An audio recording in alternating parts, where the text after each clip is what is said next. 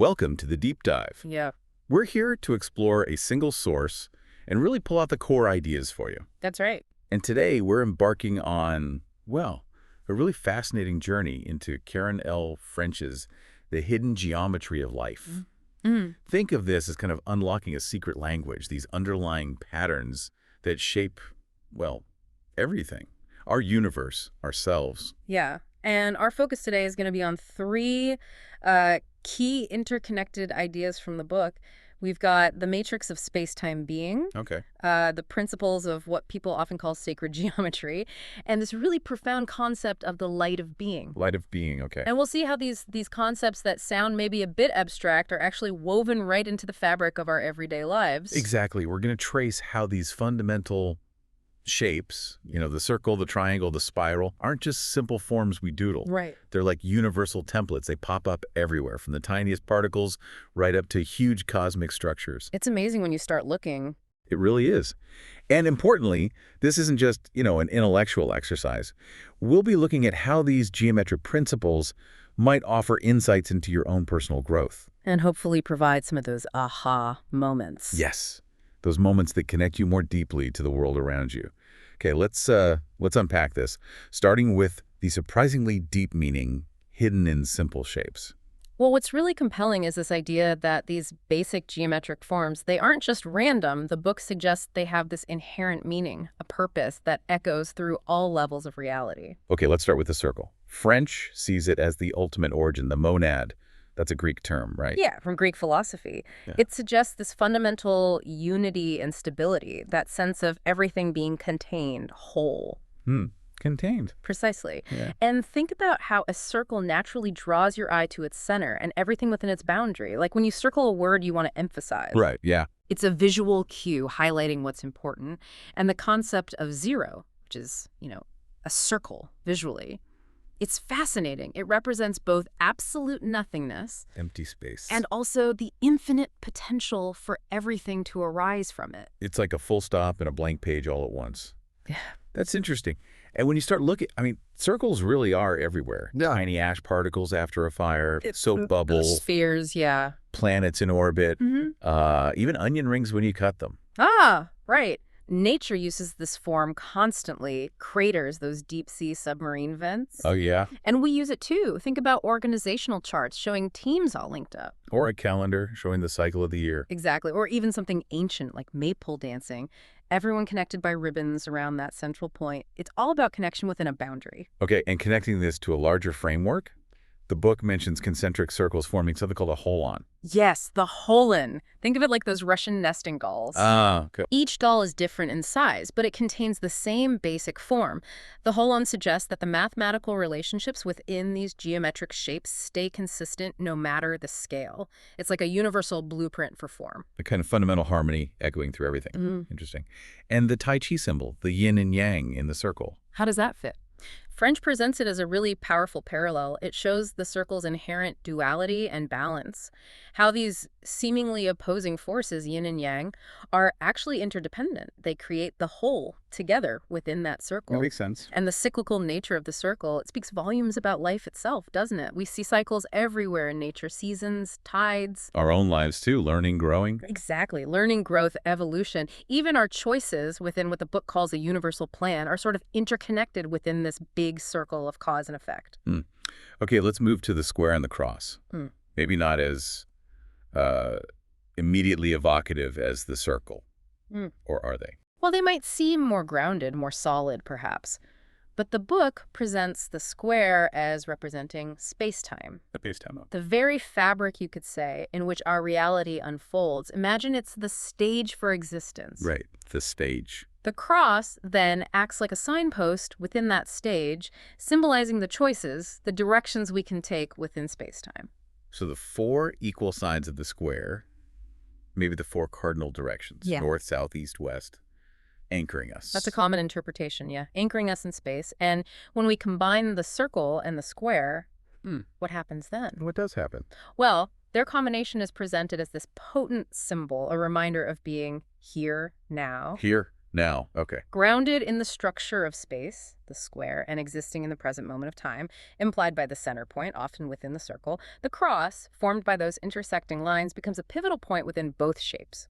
It highlights how our choices are really integral to this larger universal structure. And the book mentions weighing opposites using the cross, like that ancient Egyptian Yeah. image, weighing the heart. Yes, exactly. Weighing the heart against a feather, representing justice and truth. The cross encourages us to recognize and navigate the constant pull of dualities in life, hot, cold, joy, sorrow, Right. and to strive for balance in our decisions. It's about finding that central point of equilibrium. Okay, now the triangle. This shape feels, I don't know, inherently significant, almost primal. It is considered foundational, absolutely. The book introduces the triangle as the very basis of being. Being itself. Yes, linking it to the number 3 as the fundamental act of creation.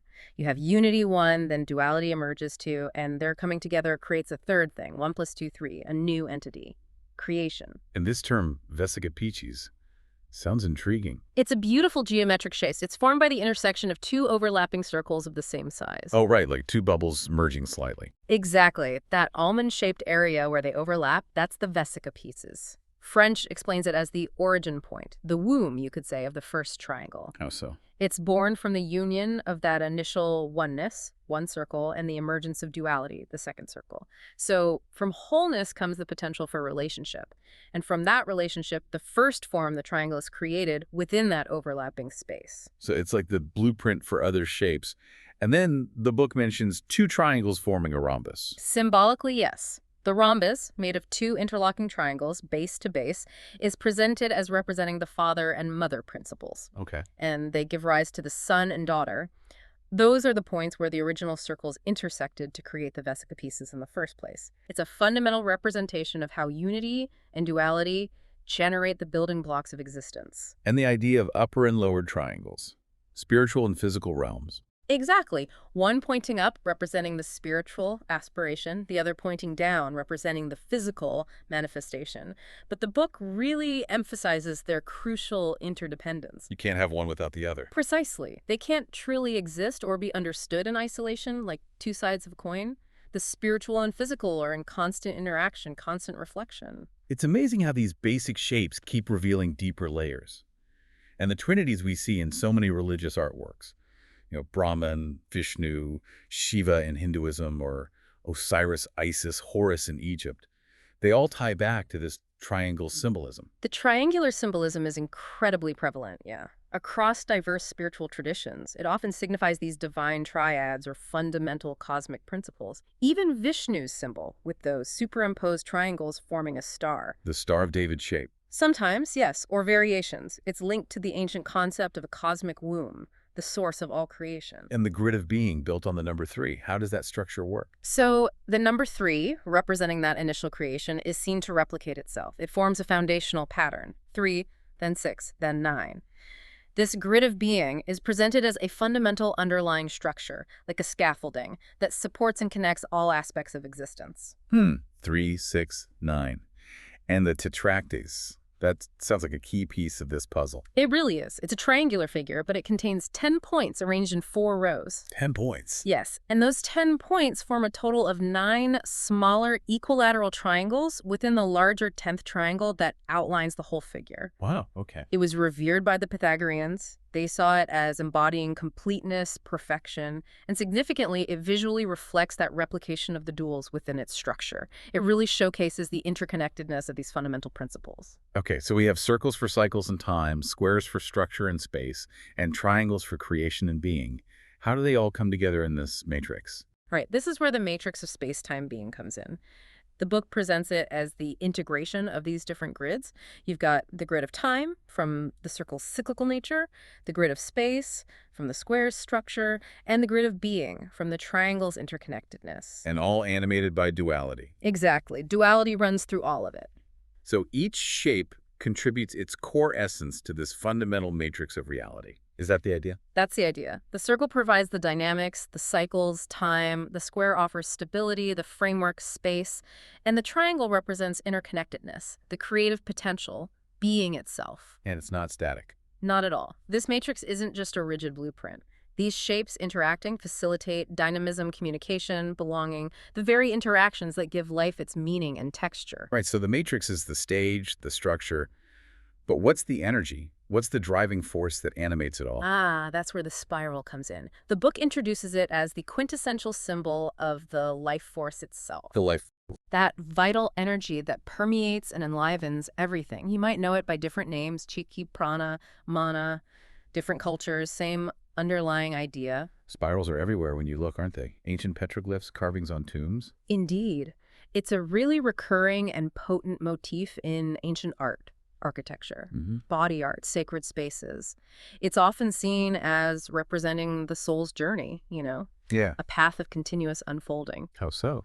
Well, the spiral traces a path from a central point and then often curves back towards it. It embodies these dynamic processes, evolution and involution, expansion and contraction, the very rhythm of life. Like the breath of the universe, Yeah. visualized. In a way, yes. The book proposes that the spiral is instrumental in propagating that trinity of shaped circle, square, triangle, and in animating the entire matrix of space-time being. Even the observed expansion of the universe, the Hubble constant, Yeah. that can be seen as a kind of spiraling outward of this fundamental life force. Wow.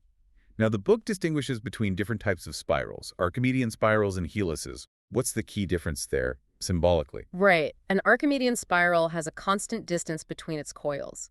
Think of a tightly wound rope or a simple spring. Okay, regular spacing. Exactly. A helix, on the other hand, like the structure of DNA or a screw thread, is three-dimensional. It doesn't just expand outwards flatly. Instead, the helix, with its turning, ascending motion, is seen as representing the transformation of being, moving to higher levels of complexity, organization. And the double helix of DNA, that iconic shape, that embodies the coming together of opposites to create life. Precisely. It's a beautiful symbol of the generative power that arises from that reciprocal exchange of energy between opposing polarities, like, sperm and egg interacting to create the potential for new life. Okay, this is where it gets particularly fascinating for me, the connection to the golden ratio and the Fibonacci sequence. They seem to pop up in the most unexpected places. Oh, absolutely. The golden ratio, often shown as the Greek letter phi, is presented in the book as being intrinsically linked to the spiral's form, its elegance. That pleasing proportion we see. Yes, it underlies what we often perceive as aesthetically pleasing proportions in art, architecture, and all through nature, and the Fibonacci series. The number sequence, 0, Yeah. 1, 1, 2, 3, 5. That's the one, where you add the last two numbers to get the next. It generates a spiral pattern when you visualize it geometrically, and it's seen as the mathematical secret, almost, to self-replicating growth in both geometry and nature. Sunflowers, seashells, the way trees branch. Yeah. They all show these Fibonacci spirals, don't they? They do indeed. It's a stunning demonstration of this fundamental mathematical harmony in the patterns of the living world. And even, get this, the path Venus traces in the sky over 8 years? As the morning and evening star. Exactly. It forms a 5-pointed star, a pentagram. It links these grand celestial cycles directly to geometric forms and, in mythology, to the different aspects of the goddess Venus. Which naturally leads us to the significance of the numbers 5 and 10 in this whole geometric framework. Right. The number 5, linked closely to that pentagram, carries really rich symbolic associations. Magic, mysticism, Freemasonry. Even in Christianity, the 5 wounds of Christ. And 10. 10 is often revered across many belief systems as representing limitless light, divine essence, a sense of completion, totality. And the fact that we have 10 fingers, 2 hands of 5, Hmm. is that just a coincidence? Well, the book suggests maybe not. It suggests our physical form, with its 10 fingers, symbolically mirrors the universe and its fundamental organizing principles based on number. Huh, interesting. Even the tenfold symmetry you often find in the structure of roses is seen as a visual metaphor for the unfolding of spiritual awareness. And the rose and the cross symbol often seen together. That's often interpreted as symbolizing the union, the merging of our earthly, temporal nature, the cross perhaps representing structure and matter, with the eternal spiritual aspect, the unfolding beauty of the rose. Temporal and eternal united. Exactly. Now, while we talk about these perfect geometric forms, it's important to remember, reality isn't always perfectly precise, is it? That's a crucial point. The book definitely highlights that while symmetry and patterns are everywhere in reality, they often show up as approximations, not flawless mathematical copies. Right, there's variation. Yeah, this inherent variation and uniqueness are part of the beauty and complexity of individual forms. No two leaves are exactly alike, even if they follow the same basic pattern. But we still see fundamental transformations of these underlying patterns, right? Absolutely. Processes like translation, just moving a shape. Sliding it over. Right. Rotation, turning it, Right. reflection, mirroring it, and scaling, changing its size. These are all ways these fundamental geometric patterns manifest in this incredible diversity of forms we see. Like those double spiral patterns. Yeah, in a sunflower's florets, or the scales on a pineapple, or think about trees, those self-similar fractal patterns. The way a large branch mirrors the trunk, and smaller branches mirror the larger ones, right down to the veins in a single leaf. It's patterns within patterns. Exactly. And the Mandelbrot set is a mind-blowing mathematical example of this, isn't it? It really is. It's like diving into this infinitely complex visual landscape made of repeating patterns. You zoom in, and you find more and more intricate shapes. And they look like miniature versions of the whole thing. Precisely. That self-similarity across different scales is a key feature of fractal geometry, and it seems to be a principle echoed all through the natural world. Okay, so part 2 of the book briefly touches upon coming into being and the role of sound. Can we just briefly mention that before we move to light? Sure, yeah. Briefly, part 2 explores how those fundamental shapes, circle, square, triangle, can be understood as representing the evolution of different forms of being, from simple unity to more complex structures. Okay. And it also sets the stage for part 3, which really dives into the deep relationship between sound and geometry. It hints that sound waves themselves might actually carry geometric information. Wow. Okay, that sounds like a whole other deep dive maybe for the future. Could be. It's a fascinating area. Definitely. Okay, so let's turn our attention now to this powerful concept. Let there be light.